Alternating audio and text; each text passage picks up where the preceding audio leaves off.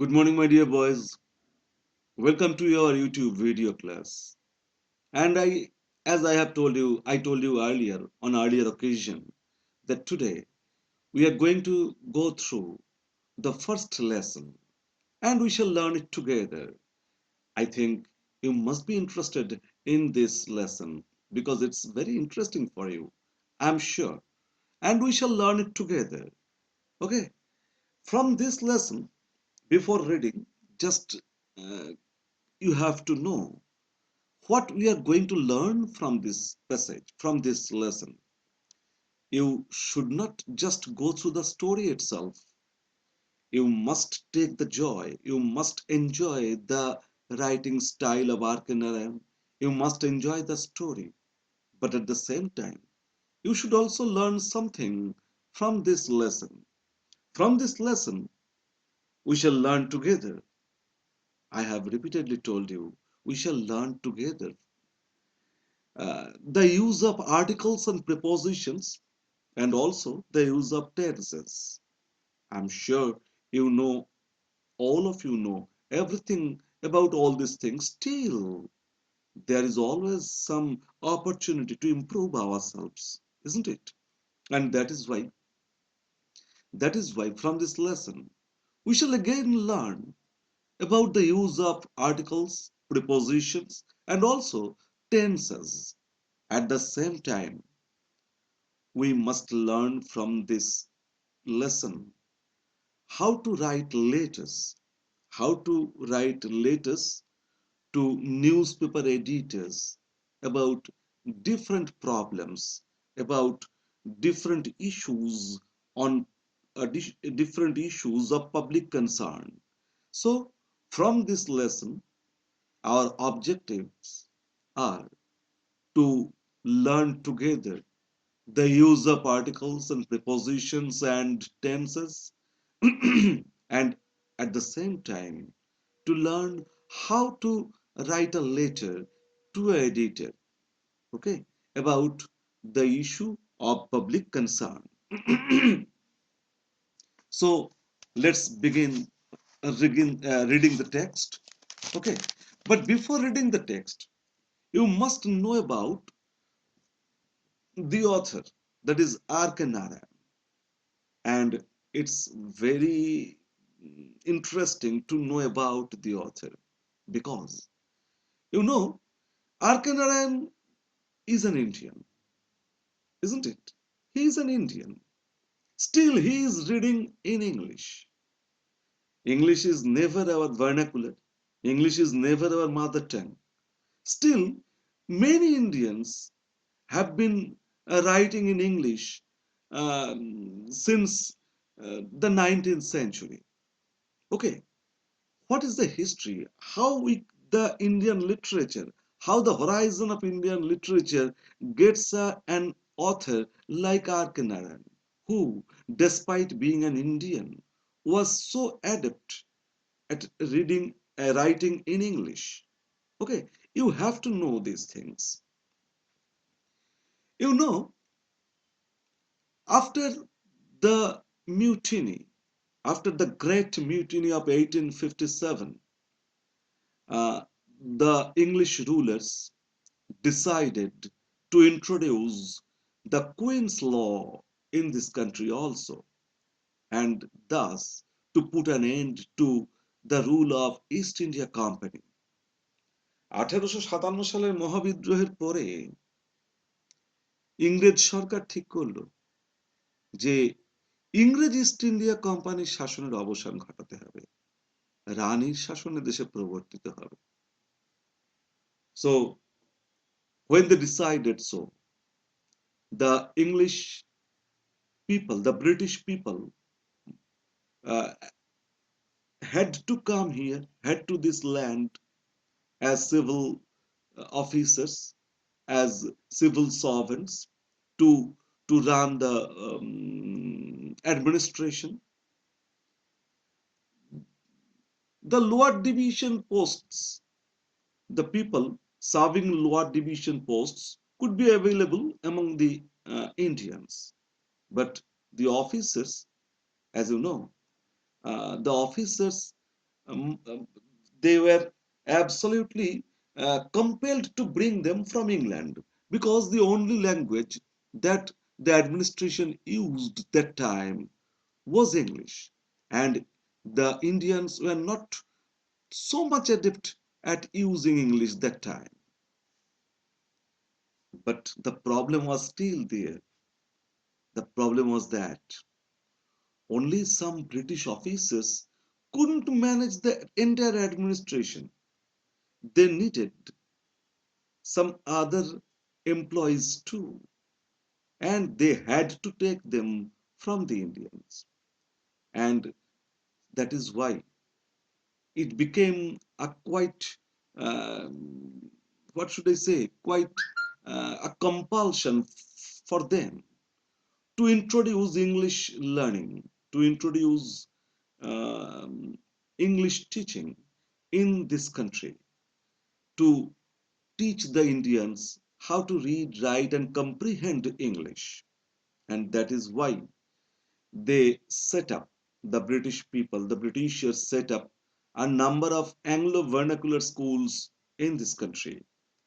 And now the Indians began learning English. Okay. The Renaissance of 19th century is actually the child of this um, efforts of the British people, though they had to introduce the English teaching here in this country for their purpose, but we the Indians got benefited for their effort, for their endeavor. Okay, so in 1857, Calcutta University was also established, and after the Indian people began to learn English, many of them became only the clerks and something like that. Some of them became leaders who began speaking against the British people. But very few of them started writing in English, writing fictions in English. Very few of them. The leaders often wrote in newspapers in English, but very few of them began writing fiction, কল্প কাহিনী, কাল্পনিক কাহিনী, গল্প, কবিতা, উপন্যাস. Very few of them began writing such fictions in English. And we must be proud of being Bengali. That the first name that we must remember as the Indian people, Indian person writing in English is Bankim Chandra Chattopadhyay. So far I know, he is the first Indian who wrote something fictitious, who wrote a fiction in English. Rajmohan's wife, so far I know, is the first ever fiction written in English by any Indian. After some years in Bombay, now Mumbai, in Bombay presidency, there emerged another writer who also wrote in English, and he was Mulk Rajanand. Okay, he was a very educated person. He wrote many essays also on Indian heritage, but at the same time, he wrote many fictions too. And those fictions were important only because for the first time in India, uh, not for the first time, Rabindranath already began writing about such people, and many people also were following him in Bengali. But Mulk Rajanand, among the writer of English fictions, for the first time, wrote about the common people of India. We often find common people as the characters of the fictions written by Mulk Rajanand. After some decades, um, we find another very good writer, very powerful writer, who emerged in Madras presidency, and he was R.K. Narayan in the first half of uh, 20th century. Okay, he also wrote about the common people. He used a fictitious city, fictitious town, not city, but town, Malgudi, as the perspective of most of his writing. He thought of the place. It was a fictitious place and its name was Malgudi. It was situated on the bank of river Sharju, and the river itself was fictitious one because he was a South Indian, but there is no Saraju river in South India. There is a river named Saraju in India, but it is in North India. Okay. So he thought of a town named Malgudi, located on the bank of the river Saraju, which is also fictitious.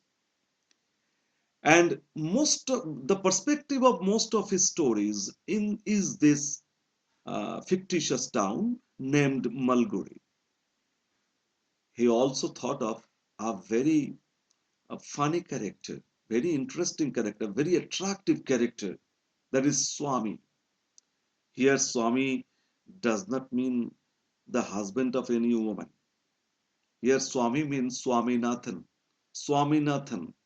This is the name of a schoolgoer, a boy of your age. He belongs to the age group uh, of a schoolgoer. Okay, he was in the age group of a schoolgoer, and his name was Swaminathan. Most of his stories are fabricated as the experiences uh, got by this boy, Swaminathan. Okay, he was a prolific writer and wrote many novels, short stories, books, etc. And the most famous work of R.K. Narayan is Malgudi Days. He wrote also Swami and Friends, The Guide. The Guide is a very famous novel written by R.K. Narayan. And you know, perhaps you do not know, eh, you may learn about the story from your parents. They must be aware of the story because it was um, cinematographed many years ago, many years before. And this is a famous film of Indian film history, The Guide. Very, very attractive songs were there in the film, sung by Lata Mangeshkar, Mohammad Rafi, and Kishore Kumar. Your parents are well aware of these songs and the film also. The story of this film, The Guide, is also written by R.K. Narayan. He was such a prolific writer that he was awarded the Sahitya Academy Award in 1958. In 1958, he got a very very prestigious award, the Sahitya Academy Award. Okay. In this story is taken from Malgudi Days, Father's Help. In this story, we are going to learn how a father should teach his son. Here, a naughty boy, Swami, is um, learning something to be integrated in life, to be honest in life. And the story is about how his father awakens the humanity, the honesty, integrity in Swami's character, how he helps him. Okay, the name of the text is Father Self. The name of the story here is Father Self. And after reading the story, after having finished reading the story, we shall discuss about the title of the story. Before reading the text, There is no need of discussing about the title because you cannot understand. Okay, first we have to go through the text together, and after finishing the text, after the completion of reading the text, we have to discuss about the title. আগে পড়াটা শেষ করি, father self বাবার সাহায্য কেন এই গল্পটার নাম হলো, তখন সেটা নিয়ে ডিসকাস করা যাবে। ওকে, so now we are going to begin reading the first lesson, lesson 1, that is the story written by R.K. Narayan, and the name of the story is Father Self. The story is about a schoolgoer, Swaminathan, a boy in the age group of you people, and uh, he is a um, apparently timid but naughty too, as you people are. Okay, and the story is about that boy, and the story has been taken from Malgudi Days, one of the greatest collection of stories written by R.K. Narayan. Now let's start. Unit 1. The text is divided in 3 units. Unit 1, Unit 2, and Unit 3. 3 units. Uh, we are going to begin Unit 1 of Father Self, Lesson 1. Lying in bed, Swami realized with a shudder that it was Monday morning. Lying in bed, Swami realized with a shudder that it was Monday morning. So, that day was Monday and it was morning. So, it's time for Swami to get up, okay? Because now he should begin his study and he should get prepared for going to school. So, it was morning and Swami just shuddered, that got shivered, কেঁপে উঠলো, শিহরিত হয়ে উঠলো, ওরে বাবা, আজ সোমবার সকাল। It's a pity. It's a mystery for um, this person, and perhaps also for some of you, that school has been set up in human civilization for people's children, as human beings are often very keen on teaching something to their children. They set up school. The civilization sets up school.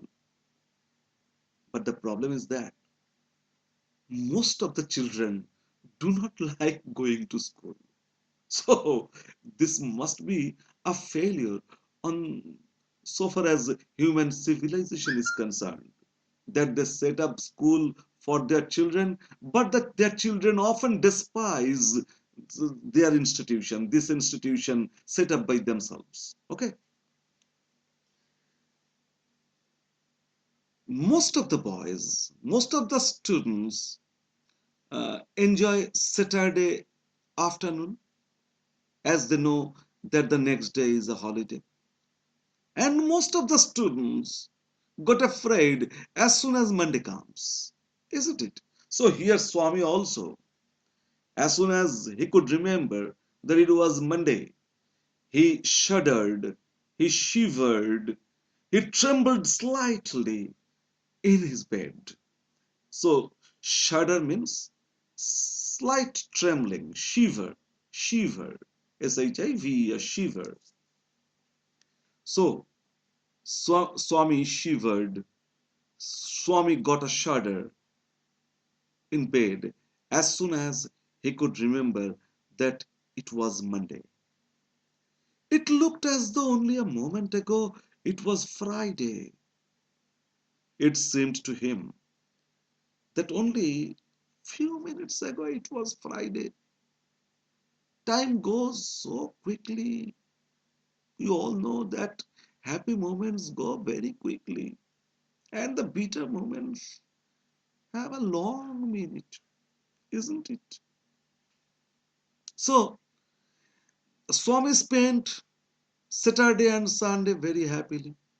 So the time goes off very quickly, seems to go off very quickly during that time. Okay, and so he thinks that time goes so quickly that already Monday comes here. It seems that only a moment ago it was Friday evening. Already Monday was here. What unfortunate a boy he seems to me. It was again Monday, and he had to go to school again.